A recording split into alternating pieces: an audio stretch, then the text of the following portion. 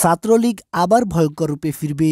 জয় বাংলা, জয় বঙ্গবন্ধু, শেখ হাসিনা আবার আসবে। গতকাল খুলনা রেল স্টেশনের ডিজিটাল স্ক্রিনে এমনই একটি লেখা দেখা যায়। এ খবর ছড়িয়ে পড়লে বিএনপি ও বৈষম্য বিরোধী ছাত্র আন্দোলন স্টেশন ভবনে বিক্ষোভ করতে থাকে। ঘটনার সঙ্গে জড়িত সন্দেহে এ পর্যন্ত একজনকে আটক করা হয়েছে।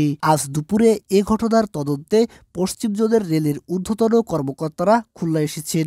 এ সময় রেল স্টেশনের শ্রমিক দলের নেতাকর্মীদের দেখা যায়। তারা তদন্ত কমিটির সঙ্গে কথা বলে এ ঘটনার বিচার দাবি করে বলেন, বিগত স্বৈরাচারী সরকারের একটি চক্র সরকারের ভাবমূর্তি ক্ষুণ্ণ করে দেশকে অস্থিতিশীল করতে চাচ্ছে।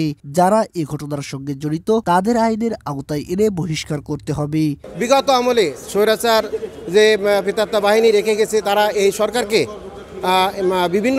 বিভিন্নভাবে বেকায়দায় ফেলার জন্য বা দেশে একটা ভাবমূর্তি নষ্ট করে এই সরকারকে ফাঁদে ফেলে বিশৃঙ্খলা সৃষ্টি করতে যাচ্ছে।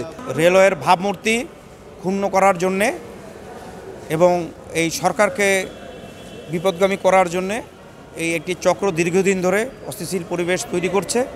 আমরা এর সুষ্ঠু তদন্তের মাধ্যমে আমরা এর প্রয়োজনীয় ব্যবস্থা গ্রহণের জন্য দাবি জানাচ্ছি। রেল স্টেশনের ডিজিটাল স্ক্রিনে ছাত্রলীগের বার্তা প্রচারের ঘটনায় 5 সদস্যের একটি তদন্ত কমিটি করা হয়েছে। এই কমিটির প্রধান হলেন পশ্চিম জোনের বিভাগীয় ট্রান্সপোর্ট অফিসার হাসিনা খাতুন। তিনি জানান, আমরা এখনো কাজ শুরু করিনি, তবে 3 কর্মদিবসের মধ্যে তদন্ত প্রতিবেদন জমা দেওয়া হবে। এই কাজ শেষে আপনারা কবে তদন্ত প্রতিবেদন জমা দেবেন? আমরা না কিছুই শুরু করতে পারি না, এত ভিড়ে না আমরা কিছু দেখতেও পাই না। SM. Rohan, voice of tiger.